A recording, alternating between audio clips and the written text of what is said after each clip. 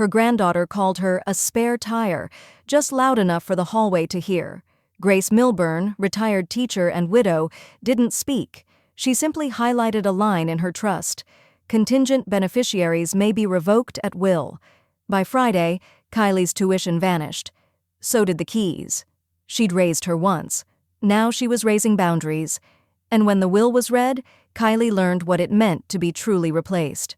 Before we begin, may I ask, where in this big, beautiful world are you listening from? It's always a quiet honor to know who's sharing this space.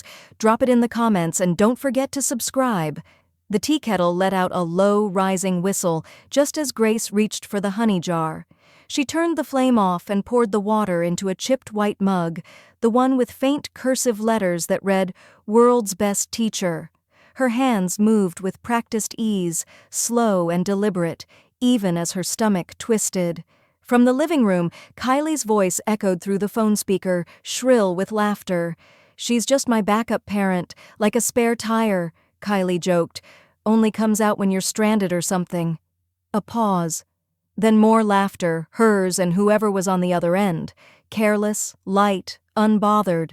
Grace didn't flinch. She stirred the tea, squeezing a lemon wedge over the rim, her hand steady.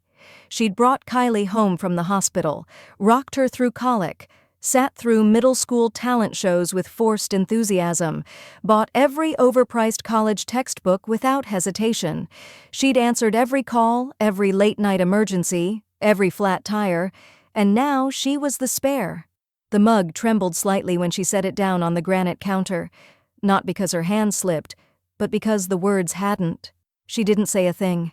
Just walked past Kylie and her phone call, gently closing the door behind her as she stepped into the night air. By 9:42 p.m., Kylie was texting. "OMG Grandma, I forgot my charger at your place. Can you please drop it off? I'm dying over here." Grace read the message while standing by her entry table, the charger already in hand. She hadn't even unplugged it from the wall yet. Kylie's carelessness was a routine, one Grace had adapted to like muscle memory. No thanks, no planning, just an expectation she'd always be on call. She put on her coat and drove the 5 minutes to Kylie's student housing complex, a row of cheaply built townhomes with half-lit porch lights and overgrown lawns. She didn't knock or call, just parked at the curb, charger coiled on the passenger seat like a forgotten lifeline. Inside, lights flickered from the upstairs window. Grace could see silhouettes, Kylie pacing, phone in hand, animated and unaware. She didn't get out, just waited. 10 minutes passed, then 15. Grace finally leaned over, rolled down the window an inch, and tossed the charger onto the sidewalk. It landed beside a pair of abandoned sneakers. No one noticed. The next morning, Clara let herself in through the back screen door, holding 2 cups of coffee and her usual bag of unsolicited opinions. "I brought the good stuff," she announced, eyeing Grace's quiet posture at the kitchen table. "You look like you've been marinating in your own thoughts again." Grace offered a soft smile. "Just doing inventory." Clara sat down, steam rising between them. "I ran into Janine Carpenter at the grocery store, said you helped her son get through AP English when nobody else believed he could pass. He's a paramedic now." Grace looked out the window. "I remember, he wrote a final essay about CPR that made me cry." Clara leaned in. "You taught half this town's kids, Grace. Not one of them ever treated you like a spare." Silence stretched between them, warm but dense. Grace finally spoke. "Well, she won't be inheriting the vehicle." Clara blinked. "Come again?" But Grace had already stood up, her tea untouched. She crossed to the hallway closet and pulled out a dusty file box marked Estate. She placed it on the table with a quiet thud. "I think it's time to rotate the tires." Grace hated the smell of modern office buildings, the way recycled air mixed with lemon-scented furniture polish and overwatered lobby plants. It always reminded her of school board meetings, polite, sterile, and quietly brutal. The receptionist barely looked up as she entered the office of Jordan Ellis, attorney at law. But the moment Grace stepped through the frosted glass door to the inner office, Jordan stood. "You look serious," he said, straightening his tie. "Which means I'm about to do real work today." Grace managed a soft smile. "Something like that." Jordan had been her attorney for 12 years, handled the refinancing of her house, her pension rollover, the original will that had been typed on his laptop while they both ate lukewarm soup in the break room one rainy February. Back then, naming Kylie the primary heir had felt right, simple, expected. Now, Grace placed a fresh manila envelope on the table between them like a chess player setting down her opening move. "I want to revisit the will." Jordan raised a brow but didn't touch the envelope. "All right. What's changed?" She exhaled slowly.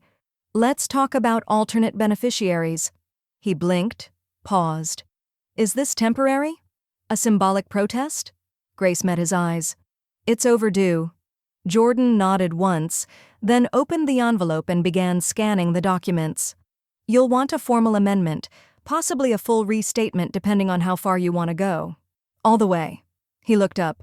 "Okay then, we'll pull the full asset profile, pension, Roth IRA, house equity, even the bonds your husband left. You want a clean audit?" "Yes. And I want it itemized. I want to see everything I've built." The word built landed heavier than intended. Jordan didn't question it. She sat back, her hands folded in her lap, watching as he opened up her file on his computer and started typing notes. Outside, the wind nudged the tops of the Chico orchard trees that framed his third-story window. It was a town built on routine, annual peach harvests, seasonal school board squabbles, the 4th of July parade, and yet something inside her felt like it was bending away from the rhythm, peeling off from the path she'd quietly walked for decades. Her phone buzzed in her purse. She didn't reach for it. Jordan was still talking, something about revocable versus irrevocable clauses, but the second buzz was followed immediately by a third. She finally pulled it out. "Rachel," one new text. "Kylie says you've been cold lately. Everything okay?" Grace stared at the message, thumb hovering over the screen. There was something almost performative about it, as though concern had become a reflex, not a feeling. Like Rachel had built a library of stock phrases to use whenever parenting from a distance required a check-in. She didn't reply. She placed the phone screen down on Jordan's desk. "Also," she said, interrupting his flow, "I want to prepare a transfer structure. Not for the family, for the community, for kids who never had backup anything." Jordan sat back in his chair and gave her a long, measured look. "You're serious?" She nodded once. "I want to turn the will into a trust. Something living. Something with boundaries." He gave a low whistle. "Grace Milburn, stirring the town. Number just rearranging the passengers." He chuckled, then sobered. "You understand that once we enact this and file the restatement, Kylie and Rachel won't be able to challenge it easily, especially not if we document intent clearly. That's the point." There was no anger in her voice, no bitterness, just clarity, the kind that comes after months, maybe years, of being quietly undervalued. She stood, smoothed her coat, and reached for the folder Jordan had just finished printing. "I'll review the draft changes, but I want the audit fast-tracked. Give me 5 days." She nodded, paused at the door. "Jordan? Yeah? If anyone asks, don't say I'm angry. Say I'm awake." She left before he could answer. That evening, she returned home to find her porch light already flicked on. The jasmine had overgrown near the steps, curling into itself like a secret. She picked up the mail, just bills, flyers, and a glossy alumni newsletter addressed to Miss Grace Milburn. No Ms., no Mrs., just Miss. She opened the front door and dropped her keys into the ceramic dish shaped like a bird bath. Her phone buzzed again. "Rachel," one new text. "Just checking in. We good?" Grace didn't answer. She walked straight to her study and opened the file box again. Inside, an old picture of Kylie at age 10 had fallen loose from a folder. She turned it over. In her granddaughter's handwriting, faded in purple marker. "For Grandma, my forever person." She placed the photo face down and reached for her pen. The attic dust clung to Grace's forearms like pollen as she pulled the crate down from the top shelf. The tape was brittle, yellowed at the corners, and curled like dried leaves.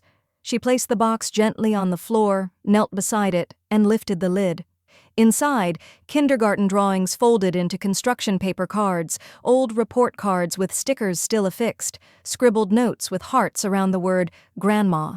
Beneath them, a worn folder labeled Kylie, medforms/field trips/emergencies. Grace opened it slowly. The dates spanned nearly 2 decades. Pediatrician visits, dental cleanings, ballet class registrations, asthma prescriptions, the second-grade lice scare, all filled out in her handwriting. Rachel's signature appeared maybe twice. Grace pulled out a post-it note near the bottom. It was scrawled in Kylie's childlike handwriting. "I love you because you always come." She pressed her thumb to the words, then closed the box.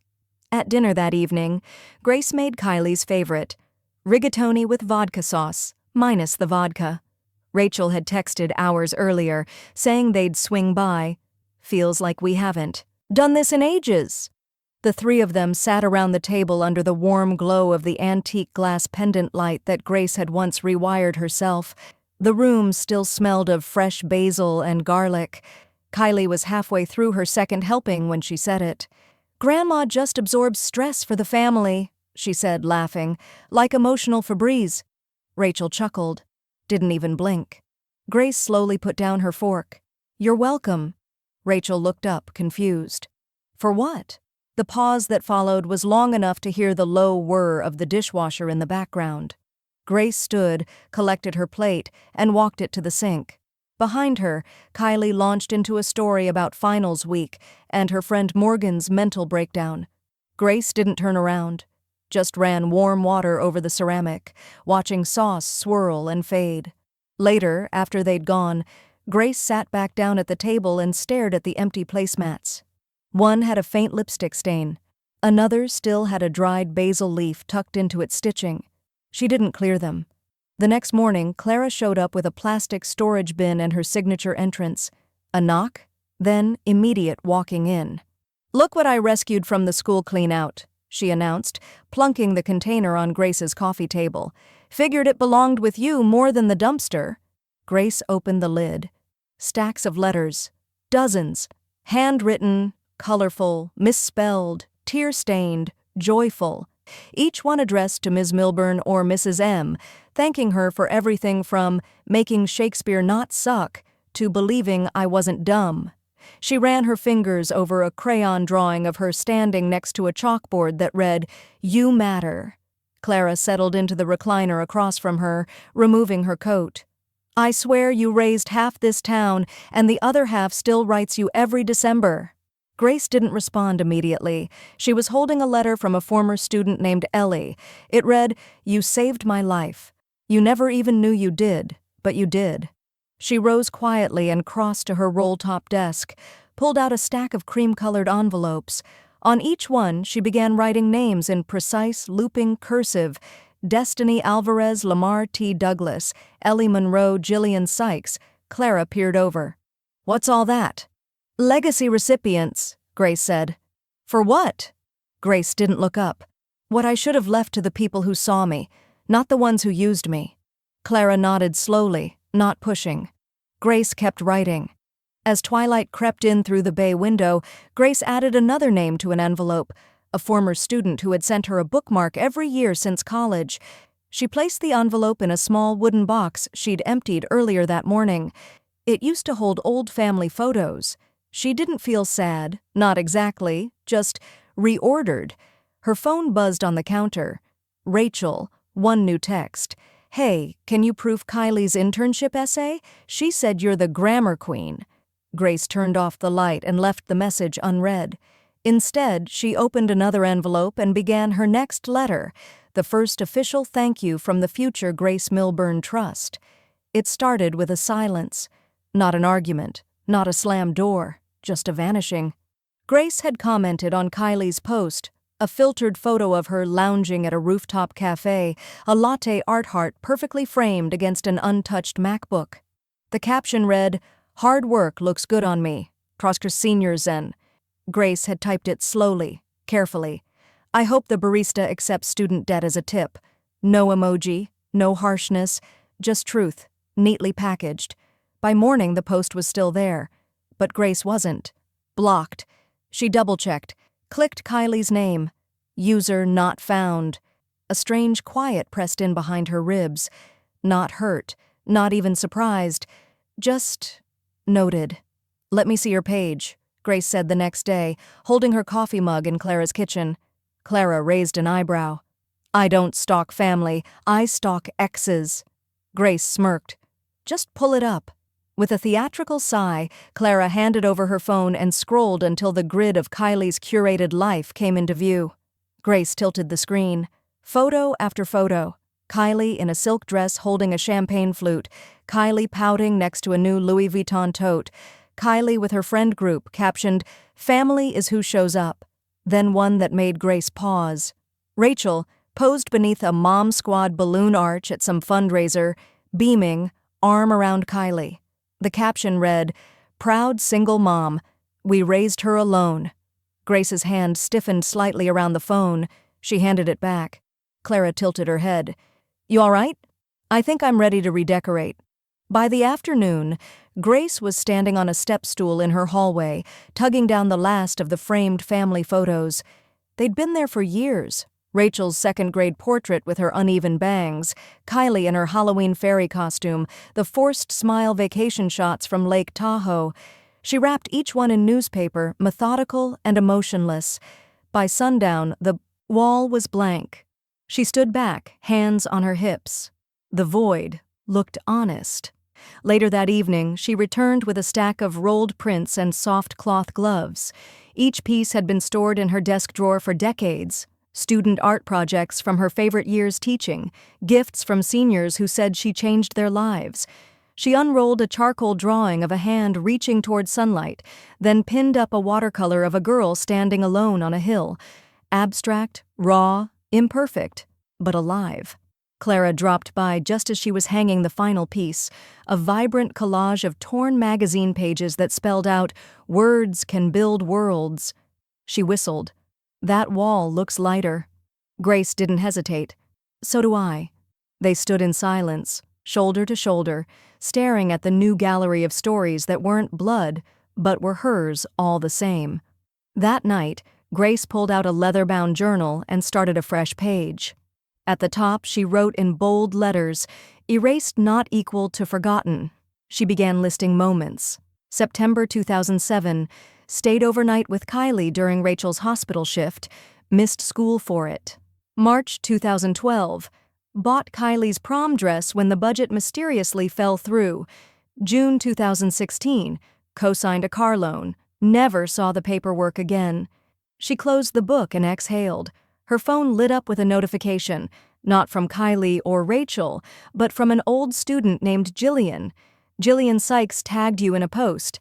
"Everything I am started in her classroom. Thank you, Ms. Milburn." Grace read it 3 times before allowing herself a smile. The doorbell rang.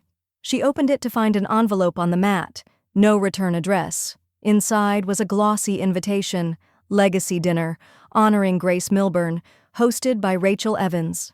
Grace held the card like it might burn. The invitation stayed on Grace's entry table for 3 days. She never opened it again after that first glance, but she didn't throw it away either. Just let it sit there, glossy, over-designed, dishonest, like a sugar-coated obituary for a woman who hadn't died. On the 4th morning, she picked it up and slid it into her shredder. It jammed halfway through. Typical, she thought. Even erasure didn't come easy in this family. "Remove them," she said flatly, sitting across from Jordan in his office again. Jordan blinked. "You mean from the will?" "From everything. I want their names out of every line." He didn't argue, just clicked open the draft and began typing. "And the new primary beneficiary?"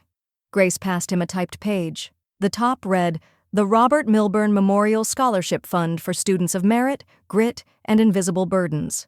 Jordan read the header twice, then looked up. "Your husband would have loved this." "He never forgot what it cost him to get out of the orchard fields," she said, "and he wouldn't have let our name rot in an Instagram caption." Jordan gave a low, admiring whistle as he scrolled. "And this clause here? Co-approval required for any future amendments?" "Joint authorization only. You and Mrs. Mendoza at the education office." He raised a brow. "You're locking it down." No audit trail back to my bloodline. She said it without venom, just the quiet firmness of someone done justifying her dignity. The next afternoon, the phone rang while she was sorting mail. Rachel. Grace stared at the screen before picking up. She didn't say hello. Rachel launched in, tone already halfway toward irritation masked as warmth. I sent you an invite for the dinner, did you see it? It's at the Ridge House. We're calling it the Legacy Dinner, honoring everything you've done. Kylie's helping plan it. Grace took a long sip of her coffee. The legacy isn't for show. A pause on the other end. Then slightly forced laughter. Okay, well, I just thought, people want to celebrate you while you're still around.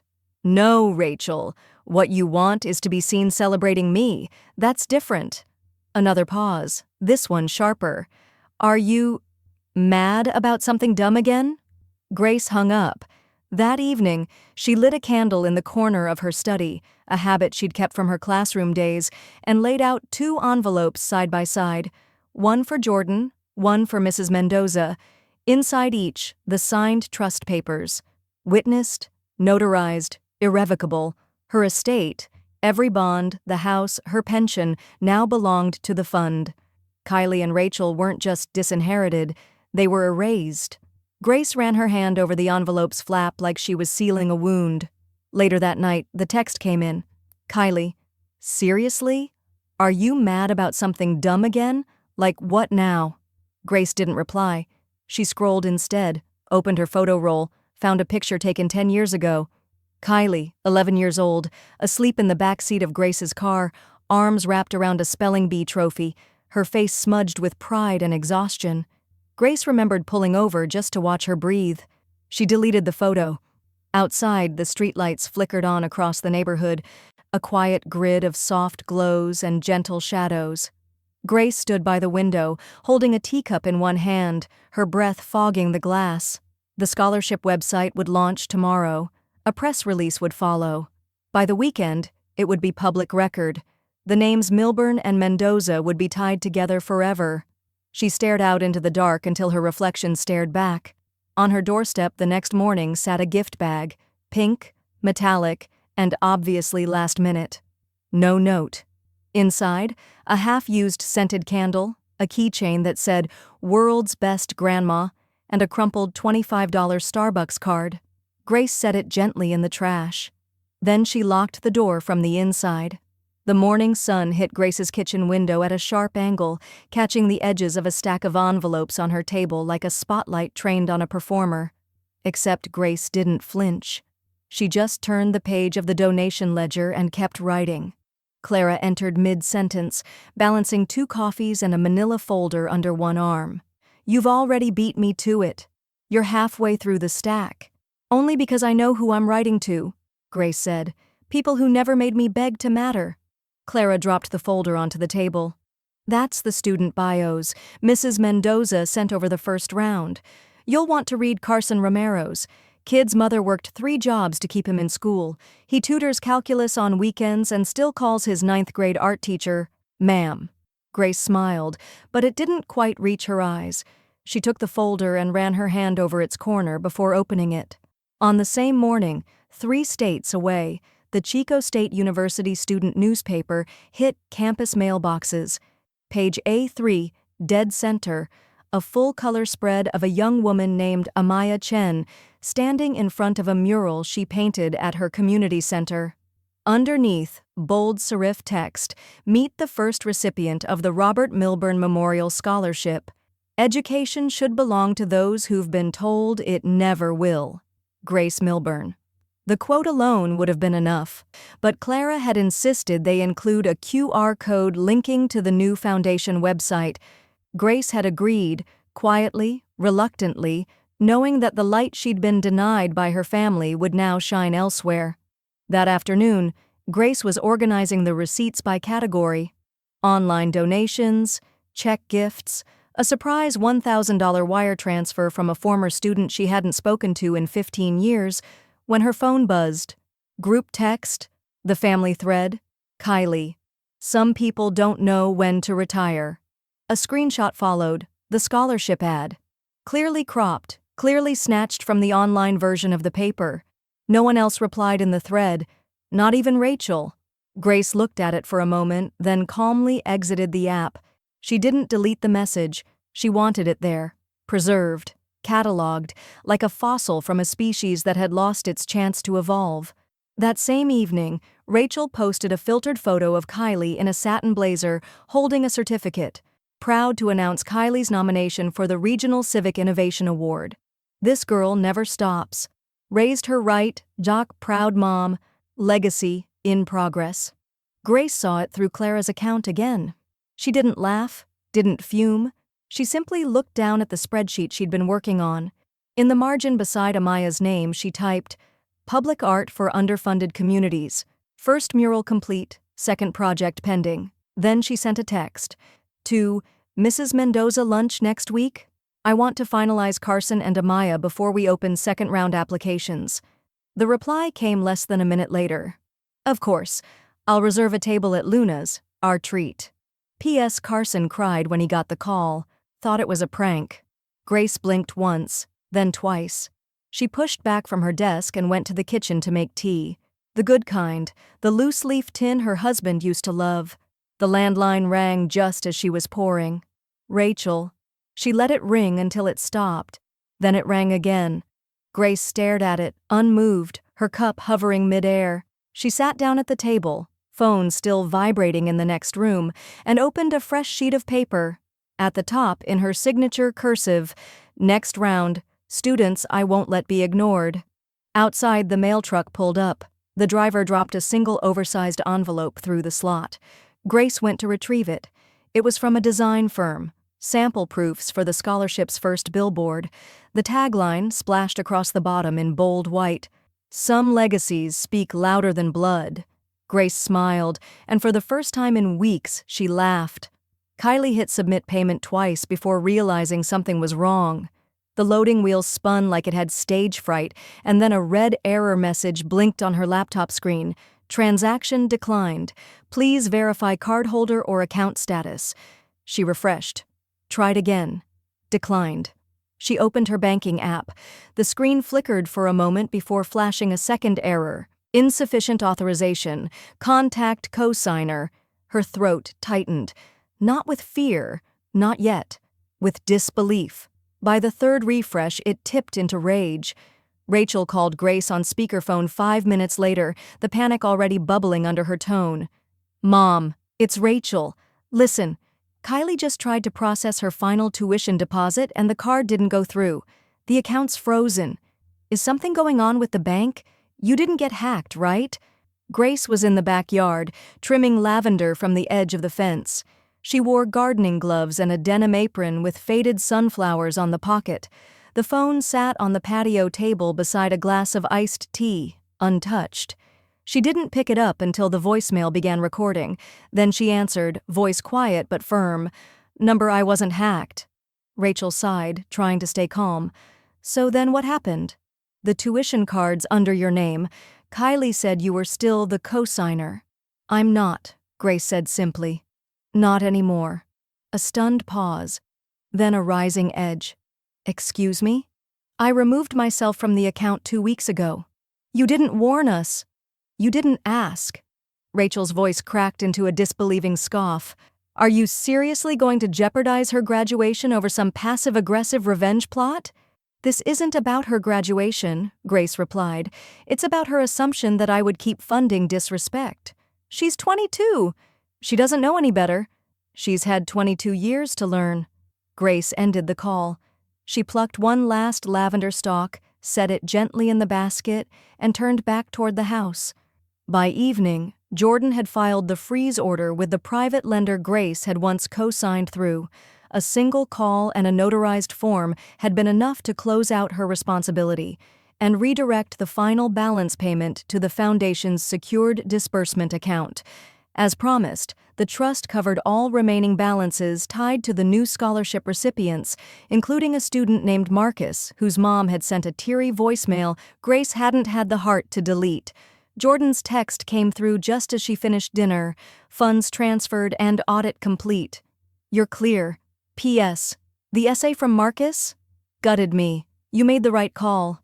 Grace sat back in her chair, fork resting across her plate, and stared at the ceiling for a long, long moment. At 11:12 p.m., her phone buzzed. "Kylie, you ruined my future."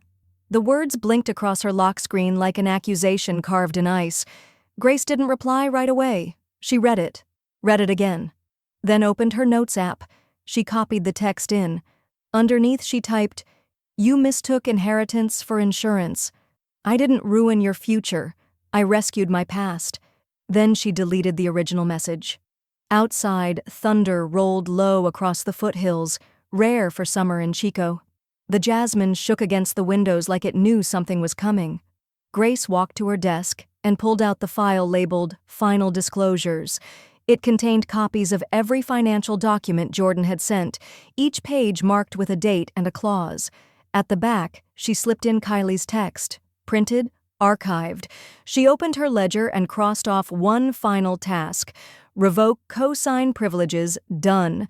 Then she pulled out the envelope with the final draft of the foundation charter and underlined one line in red: applicants must demonstrate character, not claim.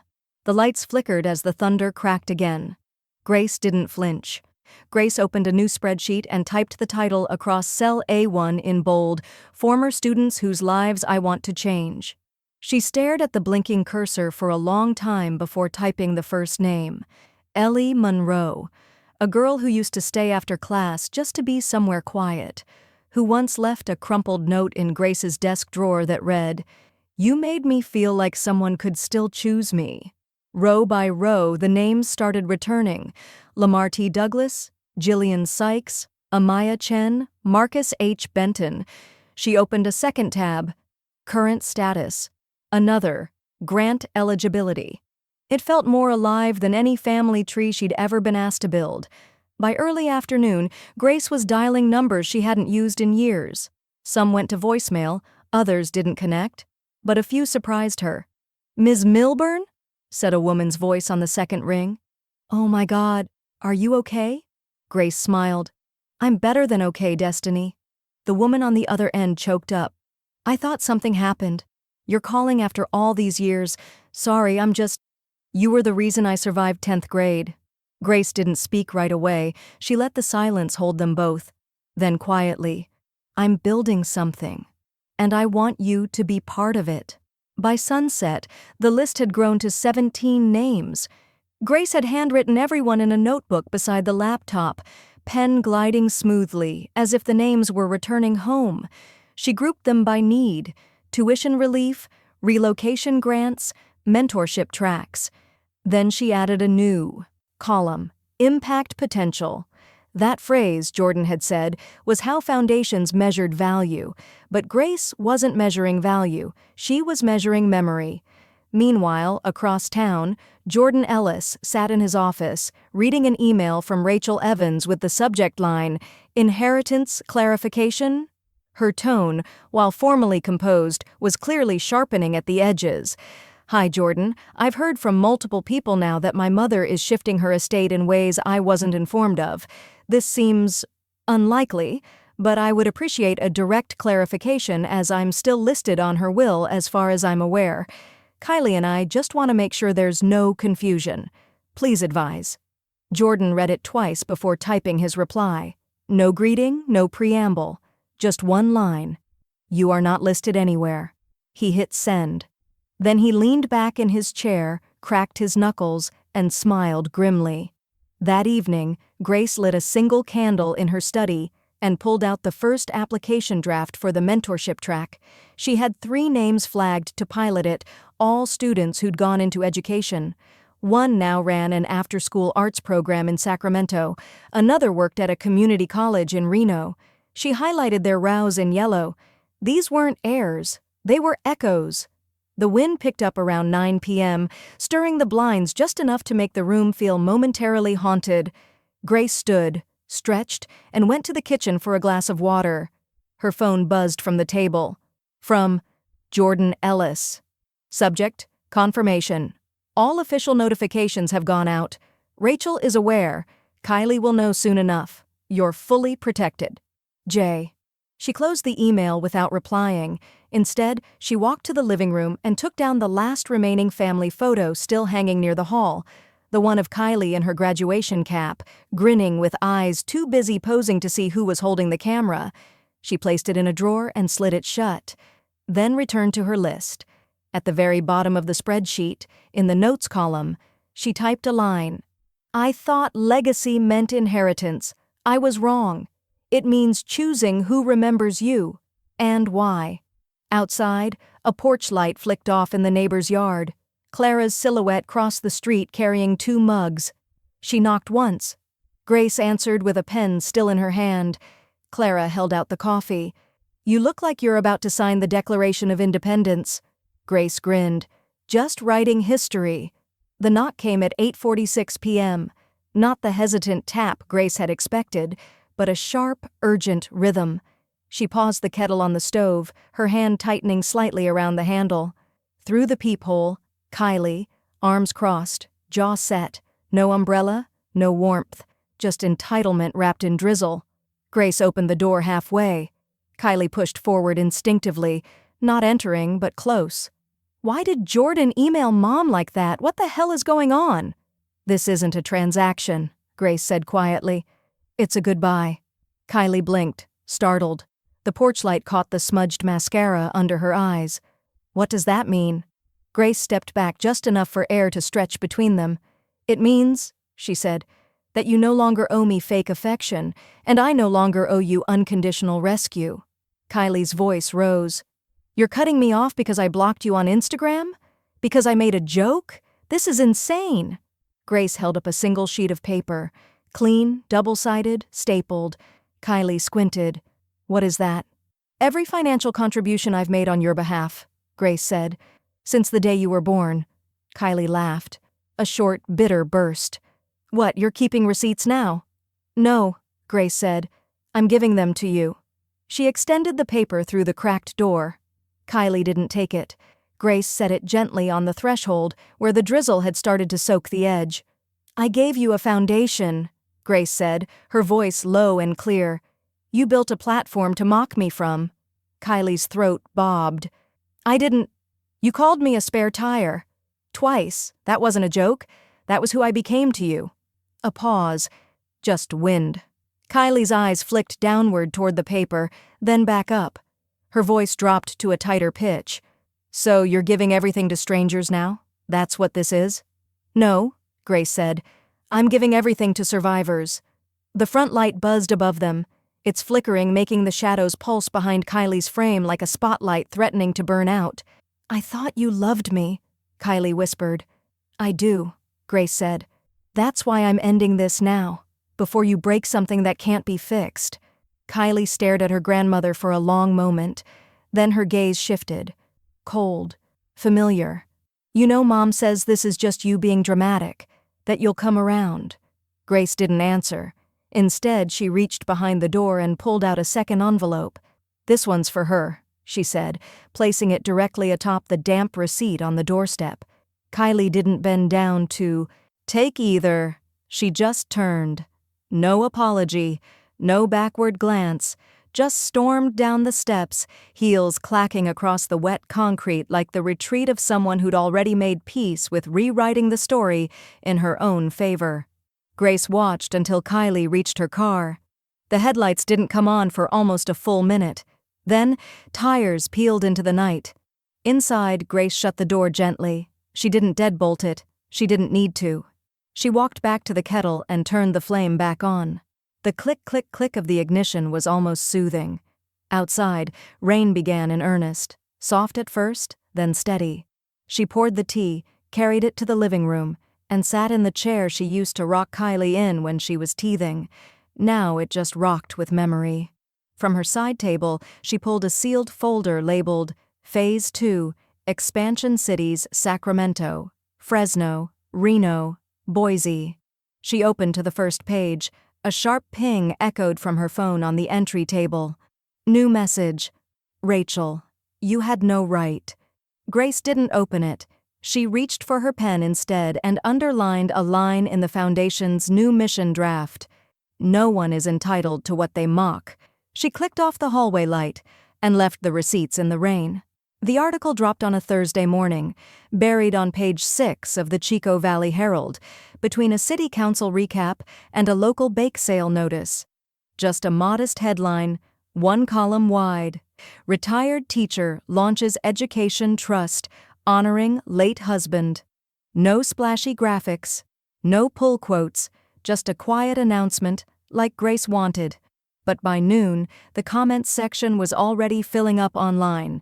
She taught me how to diagram sentences like a boss. Forever grateful, Ms. Milburn. If anyone deserves to have her name on a building, it's her. She stayed late with me after my brother died, never asked for credit. Grace didn't post the article, she didn't need to. Her former students did. By the end of the day, the foundation's donation page had crashed twice from traffic. Clara's niece, a tech consultant in Santa Cruz, fixed the back end and added a live counter to the top corner. Donors: 436 raised, 78,091 messages. Left: 117. Clara called it a movement. Grace just called it forward. Rachel saw it through a shared Facebook post from someone at her office. She stared at the headline, then clicked. Her name wasn't mentioned. Kylie's either. She scrolled twice. Her heart started to pound somewhere behind her ribs, not from pain, but from exclusion. By 3:12 p.m., she was on the phone with the Herald's managing editor, trying to get a clarification issued. I just think it's irresponsible to portray this as a solo effort, Rachel argued, her voice syrupy and controlled. There were family members involved in Grace's journey. This kind of coverage can mislead donors. The editor was polite and firm. We fact-checked the filing documents. The trust is legally separate and entirely her own. Rachel hung up without saying goodbye. By 5:30, Kylie's group chat was buzzing. Morgan: is that article about your grandma for real? Shay: wait, why didn't you post anything about this? Kinda a big deal. Luca: is this the same trust that's been blowing up my feed? Kylie didn't answer. Instead, she closed the app and scrolled Instagram, landing on her own profile, a grid full of latte art, weekend trips, faux deep captions. For the first time, it looked small.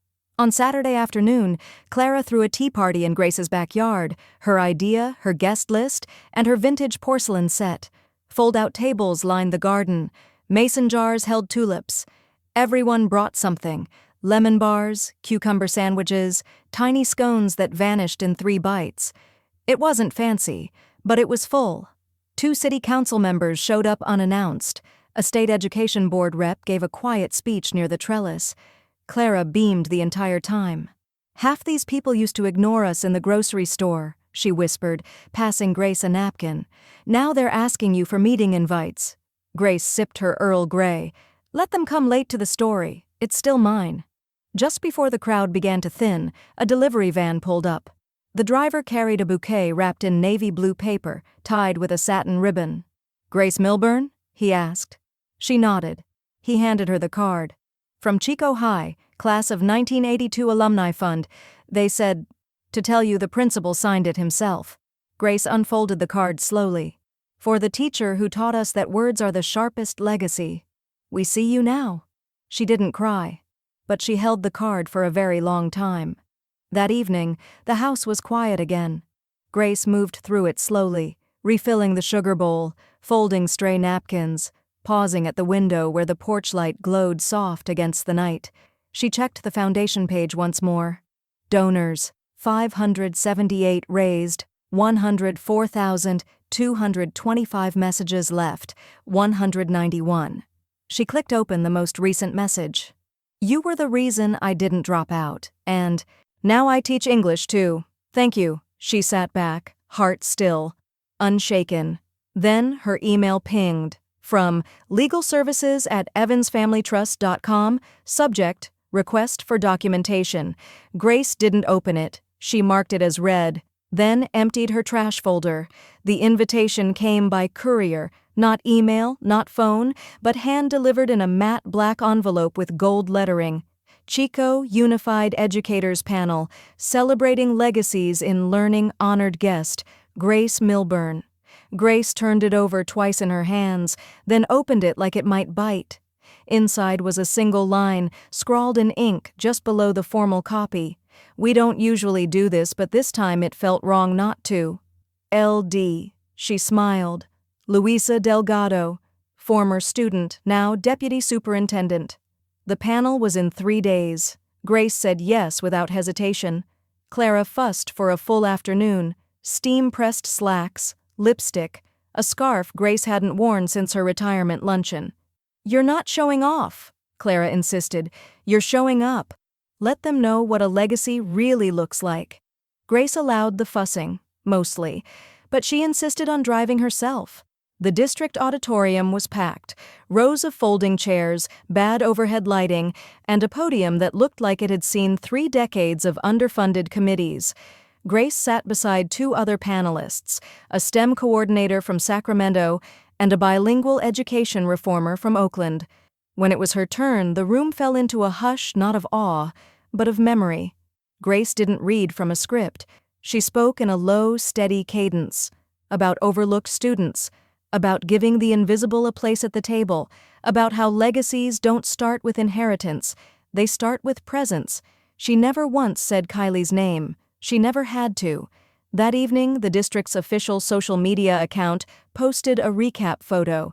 Grace standing beside 2 scholarship recipients, the new banner for the Robert Milburn Trust glowing faintly in the background. The caption read, "Today we honored a teacher who didn't just grade papers, she rewrote futures." Grace's phone buzzed later that night while she was making tea. "Kylie, I guess this is who you are now." No punctuation, no emoji, just raw resentment in a single sentence. Grace stared at it, then typed back 1 word, "Correct?" Then she muted the thread. By morning, the article had made the local news aggregator's front page. From retired teacher to regional force, Grace Milburn's legacy isn't done yet. They included a pull quote from her panel speech. "Don't ask students to rise unless you're willing to bend down and lift." The comment section was flooded with stories. "She bought me my first notebook in 8th grade. I still write in it. When my brother died, she let me come sit in her classroom every day for a month. She made me feel seen." The article was forwarded around town, and eventually it landed in Rachel's inbox. By noon, 2 of Rachel's co-workers had casually knocked on her office door. "Didn't know your mom had her own trust," one of them said. "She's kind of trending," the other added, smiling too widely. Rachel gave a practiced smile. "She's always been passionate." Later that day, someone forwarded the district live stream of the panel. Rachel didn't open it, but she saved the link, then stared at it for a very long time. Meanwhile, Grace stood at her kitchen counter, organizing a stack of handwritten thank you letters from new applicants. She read each one twice before placing them into a binder Clara had labeled Living Legacy. She paused at one from a student named Caleb. "I don't have grandparents, but if I did, I'd want them to fight for people like you do." She slipped the letter into a clear sleeve, hands steady, then her phone lit up with a new email. Subject: National Educator Symposium. Panel invitation. Grace didn't open it right away. She walked to her bookshelf, ran her fingers across the spines, and pulled out a slim volume, Collected Essays from First-Year English Students, 2003. She had saved it for no particular reason. Now it felt like the beginning of something new. The pen glided across the signature line with no hesitation. Grace sat across from Jordan in his downtown office, the final estate documents spread neatly in front of her, each page tagged with color-coded tabs. Outside, Chico's sycamores rustled against the windows. Inside, the silence was decisive. "That's the last one," Jordan said, capping his pen. "Every clause is in place, every protection locked." "Even the contest clause?" Grace asked, sipping the lukewarm tea Clara had insisted she bring in a thermos. "Especially the contest clause." Jordan gave her a dry smile. "Rachel and Kylie are legally barred from challenging anything. They'd need an act of God or a forged document to even try. Neither of which they believe in," Grace said quietly. Jordan chuckled, then softened. "You good?" Grace didn't answer right away. Instead, she slid a separate folder across the desk, labeled in her crisp handwriting for public release. "What's this?" "My letter. It goes on the foundation site. Right below the About Us tab, Jordan opened it. Legacy is earned, not assigned. It cannot be inherited like furniture or expected like routine. It belongs to the people who carry it forward, not the ones who simply share your name." Grace Milburn Jordan looked up. "You sure you want it this plain?" "I'm done with metaphors," she said. "Let them read what I mean." Clara made the reservation at Colfax Bistro, a local spot with linen napkins and soft jazz no one really listened to. Grace didn't protest. After all, Clara had insisted on calling it a quiet celebration, and Grace trusted Clara to keep quiet from turning into a headline. "Only 4 people," Clara said, driving them in her old Camry. "And I swear, no speeches, just bites and bubbles." Grace raised an eyebrow. "You invited Bubbles?" "Sparkling cider," Clara muttered. "Don't ruin it." They arrived just before sunset. The restaurant was calm, a murmur of forks on ceramic, soft laughter in the corners. But as Grace stepped through the door, 2 young people stood up from a nearby table and turned toward her. A girl in a navy blazer and thick-rimmed glasses, a boy in a pressed white button-up holding a small bouquet of daisies, neither older than 21. "Ms. Milburn," the girl said, "we're on the mentorship track. We heard you were coming tonight." Grace blinked. "You're Amaya and Carson?" They nodded in unison. "May we?" Carson asked, extending the flowers. Grace took them slowly, as if the weight might tip her balance. "Of course." Amaya held out a folded piece of paper. "It's a thank you letter, but not for the scholarship. For believing we mattered before anyone else did." Grace took it with both hands. "That's the only kind of letter I've ever wanted." They left with shy smiles. Grace and Clara sat at a corner table after that, the daisies placed carefully in a chilled water glass. "I didn't plan that," Clara said. "I know," Grace replied. "That's what made it real." After dinner, Grace walked slowly back to the car, the folded letter still in her coat pocket, warmed by her hand. She looked up at the darkening sky. A full moon hovered just behind the power lines, bright but unbothered. The kind of moon that didn't demand attention. It simply existed, constant, luminous, enough. Her phone buzzed in her purse. Notification: 1 new submission, foundation contact form. She opened it, from anonymous subject, regret. "Some of us were raised on silence and selfishness. You broke the chain. I don't know if I'm too late, but I'm trying to be better. I'm sorry." Grace stared at it. No name. But she didn't need one. Inside the car, she unfolded the thank you letter from Amaya and Carson. Handwritten. No grammar mistakes. Just one line stood out. "You weren't the bridge. You were the reason we believed there was somewhere to cross." Grace folded the letter again, and smiled. Grace moved through the house with purpose, her steps soft but steady. The oak floor creaked beneath her in familiar tones, a kind of permission. The dining table was covered edge to edge in folders, photos, letters, clippings, receipts, and flash drives. In the center sat a large, leather-bound book. She had it custom-made.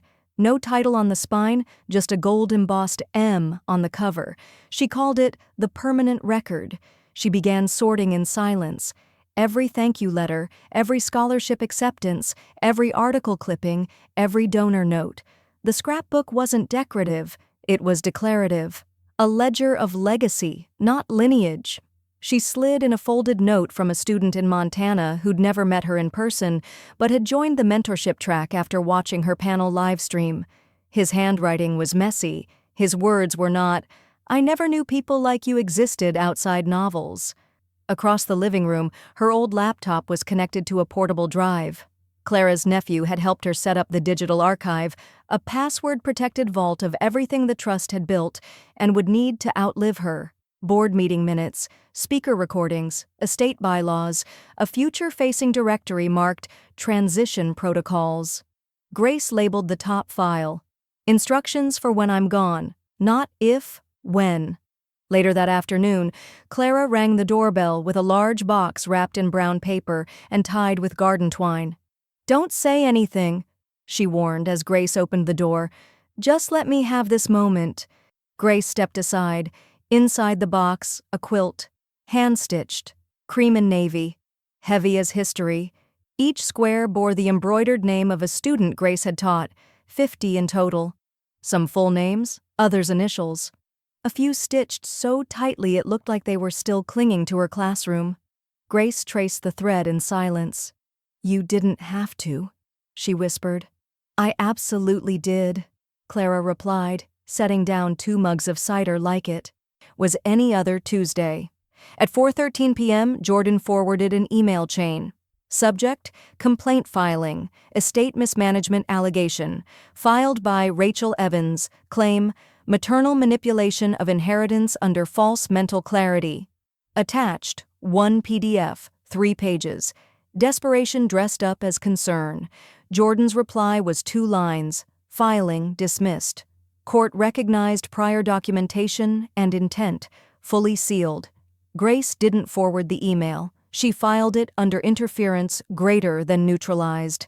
At 6:17 p.m., another message came through. This time, a text.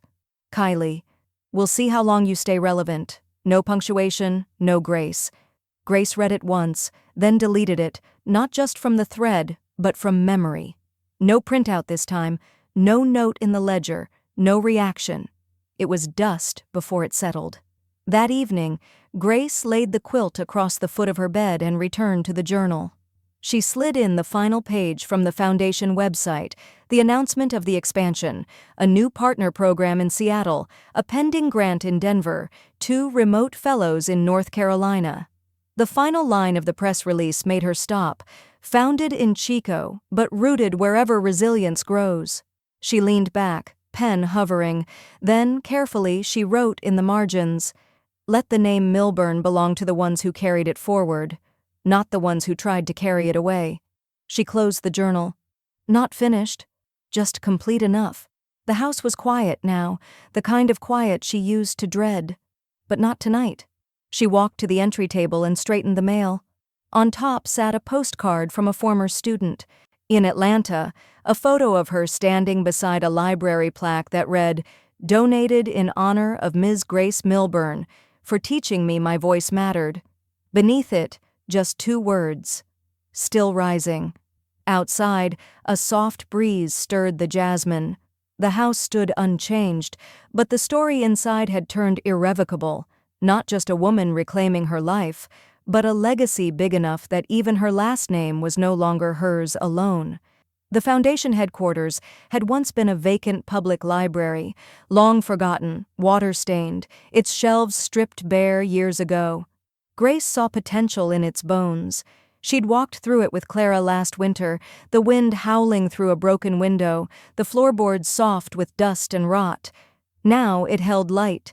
Fresh paint, open skylights, the distant hum of grant writers at desks, and on the west-facing wall, the one opposite the welcome desk, hung 34 portraits. Black and white, 1 per recipient. Amaya stood at her mural. Carson, holding up a geometry textbook. Marcus, mid-laugh in a graduation gown.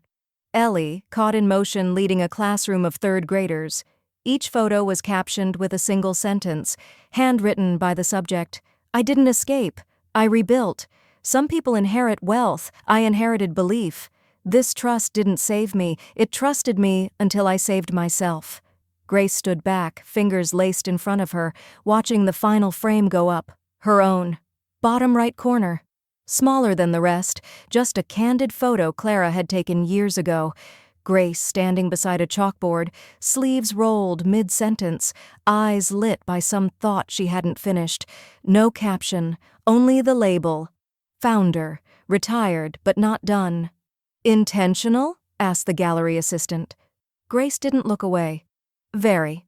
The ceremony began at 6. Not a gala, not even a ribbon cutting.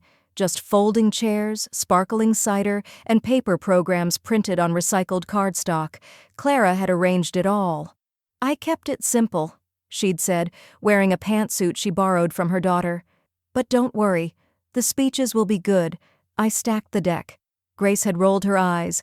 But now, as she sat near the back, her hands resting on the same quilt she'd folded over her lap, she felt the stillness settle. Not nerves. A readiness. At the podium, a young woman adjusted the mic. Long red braids, navy slacks, voice calm as flint. "Most of you knew me as someone else in high school," she began. "Back then, I was Kylie Evans's friend. We weren't close, but we shared notes and gym clothes and gossip. I sat at the table where she joked that her grandmother was a spare tire." A flicker moved through the room. The girl continued, voice unwavering. "Back then I laughed. We all did. But later, after Kylie ghosted me for calling it cruel, I started thinking about what it meant and who actually kept us from crashing." She turned toward the wall of portraits.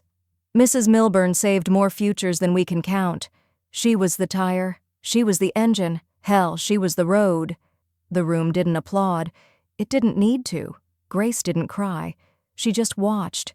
Guest after guest passed the wall, hands behind backs, heads tilted, voices hushed like they were in a gallery that deserved reverence. Rachel wasn't there. Neither was Kylie. But 3 of Kylie's former classmates lingered by Grace's photo, not laughing, not mocking, just reading. Clara sidled up beside her near the end, paper plate in one hand, cup in the other. "She thought you'd leave quietly," she said, eyes scanning the crowd. Grace didn't look at her. "Did she?" Clara smirked. "You left loudly, just not in her language." Grace let the words settle, then smiled. Outside, dusk was swallowing the sky, casting soft golden light through the tall windows. It made the frames glow, like stained glass, but real. Grace stood, smoothing the quilt with one hand, her voice almost a whisper. "Let's turn the lights on. People should see them, not just remember them." Clara nodded, disappearing toward the switchboard. The overheads hummed to life, bathing the wall in soft clarity.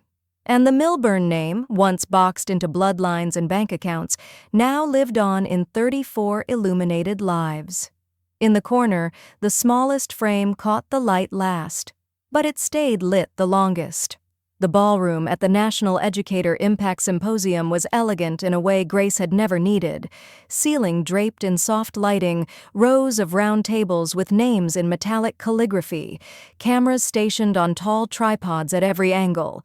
Grace Milburn's name was the final one on the program, not headliner, not grand finale, just anchor. Clara sat beside her near the back, clutching a copy of the night's agenda like it might change mid-ceremony. She whispered once, "You good?" Grace nodded. Her breath was calm, her spine straight. The MC called her name.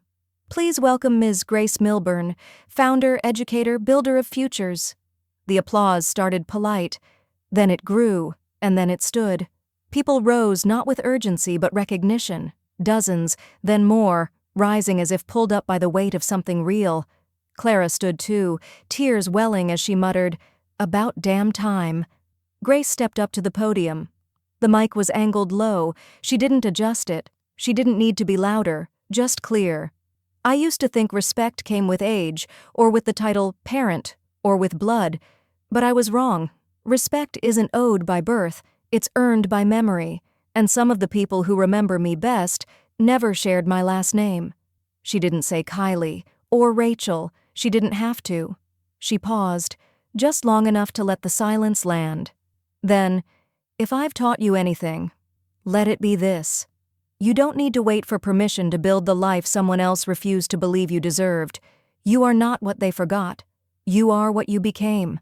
No thunderous applause, just stillness. And then a slow, growing wave of hands clapping not for performance, but permanence. Grace stepped down.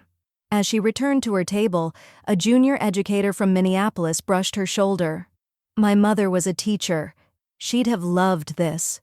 Grace smiled. "Tell her thank you. She passed last year." Grace squeezed her hand. "Then tell her anyway."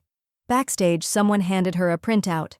Impact total, $1,012,643, raised 489 students, served 7 expansion cities. Clara whooped when she saw the number, then immediately tried to smother the sound with her napkin. God, they're going to put you on a postage stamp. They won't, Grace said, but they'll put my students on a stage. Outside the venue, the air had turned crisp. A shuttle waited to return them to the hotel, but Grace waved it off. I want to walk. They made their way through the city streets slowly, the noise of the conference fading behind them. At the corner of 8th and Calhoun, a mural stretched across the brick wall of a coffee house. Tall, wide, beautiful. A student project sponsored by the Trust.